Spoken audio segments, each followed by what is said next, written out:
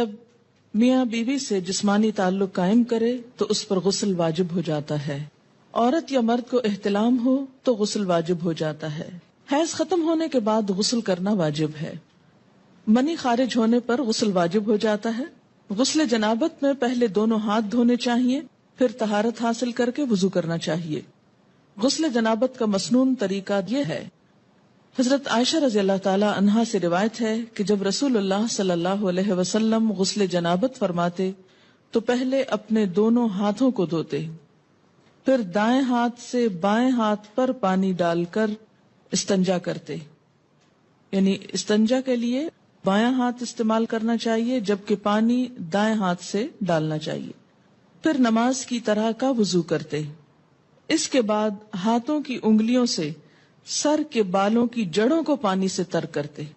یعنی پورے سر کی سکن اور بالوں کی جڑیں اچھی طرح ویٹ ہونی چاہیے، دھلنی چاہیے. 3 لپ پانی سر میں ڈالتے، یعنی 3 times ایٹ لیسٹ سر پہ پانی پور کرتے اور پھر سارے بدن پر پانی بہا دیتے. آخر میں پھر پاؤں دھوتے. اسے بخاری اور مسلم نے روایت کیا ہے. پاؤں دھونے کی حکمت کیا ہے؟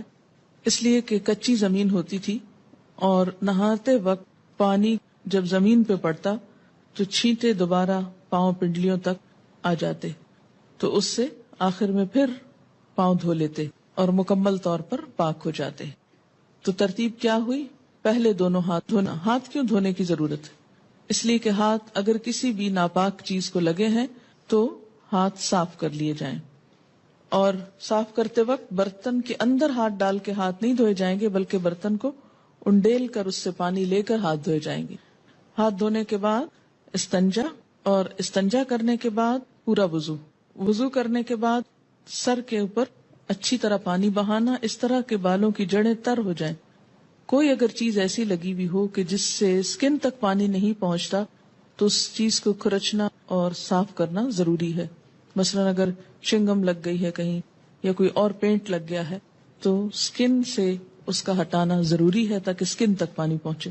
اس کے بعد پورے جسم پہ پانی بہا لیا اور پھر آخر میں پاؤں دھو لیے. حضرت ثوبان رضی اللہ عنہ سے روایت ہے کہ صحابہ کرام نے نبی اکرم صلی اللہ علیہ وسلم سے غسل جنابت کے بارے میں سوال کیا تو آپ نے فرمایا کہ مرد اپنے سر کے بال کھولے اور انہیں دھوئے حتیٰ کہ پانی بالوں کی جڑوں تک پہنچ جائے، اور عورت کے لیے بالوں کو کھولنا ضروری نہیں، یعنی چٹیا وغیرہ ساری کھولنے کی ضرورت نہیں، بلکہ وہ اپنی دونوں ہتھیلیوں سے 3 لپ پانی اپنے سر میں ڈال لے پھر غسل مکمل کر لے. اسے ابو داؤد نے روایت کیا ہے. اس سے کیا پتہ چلتا ہے کہ سارے بال دھونا ضروری نہیں، بلکہ سر کی سکن اور جڑیں بھگونا ضروری ہے، اور اس میں کوئی ایک بال برابر جگہ بھی خشک نہیں رہنی چاہیے. نیل پالش یا کوئی دوسری ایسی چیز جو جسم تک پانی نہ پہنچنے دے، اسے دور کیے بغیر غسل مکمل نہیں ہوتا، یعنی پاکی حاصل نہیں ہوتی. حضرت عائشہ رضی اللہ تعالی عنہا سے روایت ہے کہ حضرت فاطمہ بنت ابی حبیش رضی اللہ عنہا کو استحاضہ کی شکایت تھی. انہوں نے رسول اللہ صلی اللہ علیہ وسلم سے مسئلہ پوچھا تو آپ نے فرمایا یہ ایک رگ کا خون ہے، حیض کا نہیں. جب حیض شروع ہو تو نماز چھوڑ دو، جب ختم ہو جائے تو غسل کر کے نماز شروع کر دو. اسے بخاری نے روایت کیا ہے. تو استحاضہ کا جو سورس ہے وہ حیض کے سورس سے مختلف ہے. استحاضہ ایسے جیسے جسم کے کسی بھی اور حصے سے خون نکلنا. استحاضہ کی مریض خاتون کو حسب عادت حیض کے ایام شمار کر کے غسل کرنا چاہیے. حضرت ام حبیبہ رضی اللہ عنہا رسول اللہ صلی اللہ علیہ وسلم کی خدمت میں حاضر ہوئی اور استحاضہ کی شکایت کی. رسول اللہ صلی اللہ علیہ وسلم نے ارشاد فرمایا حسب عادت ایام حیض میں نماز نہ پڑھو، پھر ایام حیض ختم ہونے پر غسل کر لو. چنانچہ ام حبیبہ رضی اللہ عنہا ہر نماز کے لیے غسل کیا کرتی تھی. اسے مسلم نے روایت کیا ہے. نماز سے مراد دوبارہ حیض سے پاک ہو کر نماز شروع ہونے کا وقت ہوتا تھا اس کے لیے. اس کا یہ مطلب نہیں ہے کہ ہر نماز کے ٹائم پہ غسل کرتی تھی. غسل حیض کا طریقہ یہ ہے. حضرت عائشہ رضی اللہ عنہا سے روایت ہے کہ حضرت اسماء رضی اللہ تعالی عنہا نے نبی اکرم صلی اللہ علیہ وسلم سے غسل حیض کے بارے میں سوال کیا کہ کیسے نہانا چاہیے اس کے بعد. تو آپ نے فرمایا پہلے پانی میں بیری کے پتے ڈال کر اچھی طرح حیض کے خون سے پاکی حاصل کر لو. یہ بیری کے پتوں کی ضرورت اس لیے کہ اس دور میں صابن کی ایسی صورت اور قسمیں موجود نہ تھی. مراد جس سے یہ کہ اچھی طرح صفائی حاصل کرنے کے لیے کہ سب میل کچیل دور ہو جائے، اس پانی سے نہاؤ. پھر سر پہ پانی ڈالو. یہ مراد اس سے یہ ہے کہ جہاں جہاں نجاست ہے اچھی طرح جسم کو مل کے دھو لو، پھر سر پہ پانی ڈالو اور خوب اچھی طرح ملو تاکہ پانی بالوں کی جڑوں تک پہنچ جائے. پھر سارے بدن پر پانی بہاؤ.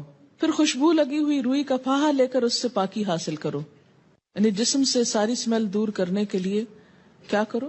روئی کو خوشبو لگا کر اسے جسم پر لگاؤ تاکہ خون کی ساری نجاست کا اثر اور اسمیل اور گندگی دور ہو جائے. آج کے دور میں بھی اگر ایسا کیا جائے تو بہت اچھا ہے، لیکن صابن وغیرہ بھی خوشبودار جو ہوتا ہے اس سے یہ کام لیا جا سکتا ہے. اس سے آپ اندازہ لگائیں نا کہ اسلام پاکیزگی، طہارت، صفائی ستھرائی اور خصوصاً ایک عورت سے اچھی اسمیل آنے کی طرف کتنا متوجہ کرتا ہے. بہت سے ازواجی زندگیوں میں جھگڑے محض اس لیے ہوتے ہیں کہ عورتیں اپنی کیئر نہیں کرتی، اور خصوصاً جو نجاست سامنے نظر نہیں آتی اس کے بارے میں بہت کیئر لیس ہوتی. تو یہ چیز درست نہیں.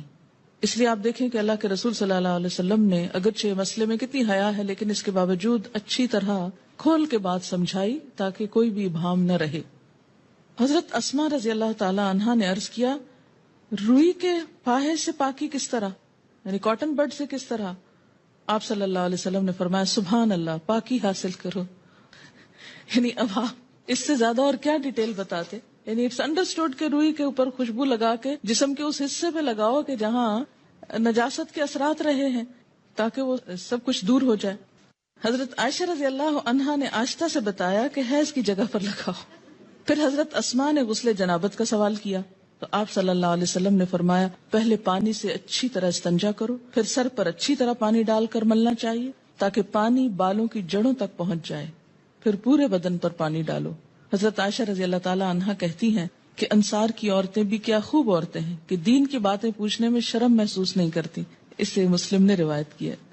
عورت کے سر کے بالوں کی جڑوں میں چوٹی کھولے بغیر پانی پہنچ سکے تو چوٹی کھولنا ضروری نہیں، لیکن اگر نہ پہنچ سکے تو کھولنا ضروری ہے. کیونکہ بعض ممالک میں خواتین کے بال، مثلا افریقن کنٹریز میں آپ نے دیکھا ہوگا، اتنے تھک ہوتے ہیں کہ آسانی سے انگلی ان میں سے نہیں گزرتی، اور بعض چوٹیاں اس طرح جیسے ہمارے ہاں فرنٹیئر کے علاقے میں اتنی باریک باریک بالوں سے بنائی بھی ہوتی ہیں اور ان کو آپس میں پھر ان کے ڈیزائن بنے ہوئے ہوتے ہیں، اور بعض اوقات وہ اس طرح چپکا بھی دی جاتی ہیں کہ جس سے اسکن تک پانی ڈائریکٹ نہیں پہنچ سکتا. تو ایسی صورت میں پھر ان مینڈیوں کو کھول دینا چاہیے. ام سلمہ رضی اللہ عنہا کہتی ہیں کہ میں نے عرض کیا، یا رسول اللہ صلی اللہ علیہ وسلم، میں اپنے سر پر چوٹی باندھتی ہوں، کیا غسل جنابت کے لیے کھول دیا کروں؟ آپ نے فرمایا، نہیں، سر پر 3 لپ پانی ڈال لینا کافی ہے اور اس کے بعد سارے بدن پر پانی بہا کر پاک ہو سکتی ہو. اسے مسلم نے روایت کیا ہے. حضرت عائشہ رضی اللہ تعالی عنہا سے روایت ہے کہ جب وہ غسل حیض کرنے لگی تو آپ صلی اللہ علیہ وسلم نے فرمایا، اپنے بال کھول لو اور غسل کرو. اسے ابن ماجہ نے روایت کیا. ینگ تھی، ان کے بال ہو سکتا بہت تھک ہو. حضرت ام سلمہ ایجڈ تھی، 4 بچوں کی ماں تھی، بال ایک ایک بچے کے بعد جھڑتے گئے اور ہلکے ہو گئے، اس لیے ان کے لیے کافی تھا کہ وہ پانی ڈال لیں. لیکن حضرت عائشہ کو آپ نے کچھ اور بتایا، اس لیے کہ ان کے بال تھک ہوں گے. غسل حیض یا غسل جنابت یا عام غسل کے دوران کلمہ شہادت پڑھنا یا ایمان کی صفات پڑھنا سنت سے ثابت نہیں. یعنی غسل اور طہارت کا تعلق پراپر طریقے سے ہے کہ پانی پورے جسم کو پہنچ جائے اور کوئی جگہ خشک نہ رہے. زبان سے کچھ بھی پڑھنے کی ضرورت نہیں. جمعے کے روز غسل کرنا مسنون ہے، پسندیدہ ہے. حضرت عبداللہ بن عمر رضی اللہ عنہما کہتے ہیں کہ رسول اللہ صلی اللہ علیہ وسلم نے فرمایا، جب کوئی نماز جمعہ کے لیے آئے تو غسل کر کے آئے. اسے بخاری اور مسلم نے روایت کیا ہے، کیونکہ ایک بڑی گیدرنگ ہوتی تھی اور اس میں لوگوں کو ایک تکلیف ہوتی تھی پسینے وغیرہ کی بو سے، جب تک کہ دوسرے صاف ستھرے ہو کرنا. ابتداء میں آپ صلی اللہ علیہ وسلم نے اس کو لازم کر دیا، لیکن بعد میں جب لوگ عادی ہو گئے تو پھر اس کے بعد اتنی سختی نہیں کی جاتی تھی. غسل کے لیے پردے کا اہتمام کرنا ضروری ہے. حضرت یعلا بن امیہ رضی اللہ عنہ سے روایت ہے کہ رسول اللہ صلی اللہ علیہ وسلم نے ایک شخص کو کھلے میدان میں برہنہ نہاتے دیکھا تو آپ صلی اللہ علیہ وسلم ممبر پر تشریف لائے، اللہ کی حمد و ثنا کی اور فرمایا، اللہ عز و جل بڑا حوصلے والا اور شرم والا ہے، حجاب اور حیا کو پسند فرماتا ہے، لہذا جو کوئی غسل کرنا چاہے پردہ کر کے غسل کرے. اسے ابو داؤد اور نسائی نے روایت کیا ہے. اسی لیے اجتماعی حمام جس میں بہت سارے لوگ مل جل کر نہائے یا سوئمنگ کریں یا پھر کسی بھی سی سائڈ پر بکنیز پہن کر اچھل کود کریں تو یہ درست نہیں. عورت کے لیے کسی دوسری عورت کو اور مرد کے لیے کسی دوسرے مرد کو غسل کرتے ہوئے دیکھنا منع ہے.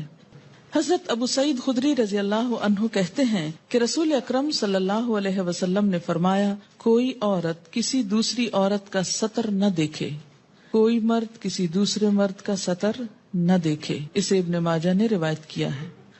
غسل یا وضو کرتے ہوئے پانی کے استعمال میں احتیاط کرنی چاہیے. حضرت انس رضی اللہ عنہ فرماتے ہیں کہ رسول اللہ صلی اللہ علیہ وسلم وضو کے لیے 1 مد پانی نصف لیٹر سے کچھ زیادہ، ½ لیٹر سے تھوڑا سا زیادہ، اور غسل کے لیے 1 سا پانی تقریباً 1 لیٹر سے 5 مد پانی تقریباً 3 لیٹر تک استعمال کرتے تھے. اسے بخاری اور مسلم نے روایت کیا ہے. جی ہاں، ہم تو بالٹیاں اور ٹب بہا دیتے ہیں، ٹینک خالی کر دیتے ہیں، ٹینکرز منگواتے ہیں. دیکھیے آپ صلی اللہ علیہ وسلم سے ایک شخص نے یہی بات کہی تو آپ نے فرمایا خواہ تم دریا کے کنارے ہو پھر بھی ضرورت کا استعمال کرو. آج آپ دیکھیں کہ کس قدر یہ پرابلمز ہو رہے ہیں وسائل ریسورسز کے مس یوز کرنے کی وجہ سے، جتنی پولوشن ہو رہی ہے اور جتنا نقصان ہو رہا ہے. اس میں ضرور کوئی حکمت ہے. چلیے ہم اگر اتنا نہیں تو ایٹ لیسٹ کچھ تو بچت کر سکتے ہیں، کوشش کرنے پر ہو بھی سکتا ہے. ایسا ہے کہ ہمارے ہاں عادت کیا ہے کہ آپ ٹوتھ پیسٹ لگاؤ، برش کو آہستہ آہستہ ٹیپ کھول دو، وہ کھلی رہے، آپ برش کرتے رہیں، شیشہ دیکھتے رہیں، ادھر ادھر دیکھتے رہو، کھلی ہے. تسلی کیا ہے کہ اب جب ایک دم ضرورت پڑے گی تو کھولنی نہیں پڑے گی.